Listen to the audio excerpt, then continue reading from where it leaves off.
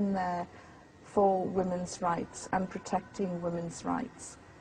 And I keep telling Muslim women, you have to gain knowledge to know what your rights are, and you have to demand your rights.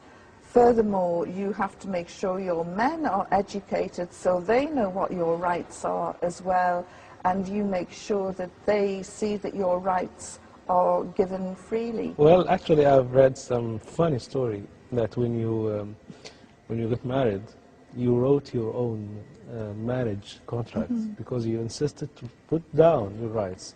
Yes. Can you tell me this story? Well, one of the things that I noticed is that the wife, the woman, has a right to a wedding contract. And I was reading more about this, and I thought, you know, this is where all these Hollywood lawyers got the idea from for prenuptial wedding contracts. It's all here in the Quran.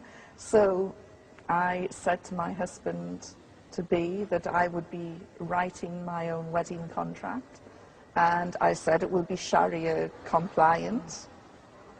And what have you written in this contract?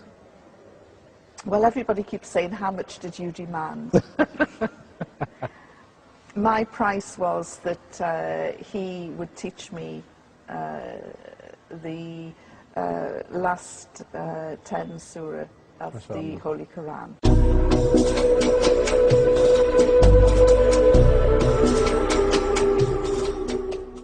That is my price. Mahr. And while I didn't say that he couldn't have a second wife, as I say, it was a Sharia compliant contract, I said that he would need my written permission.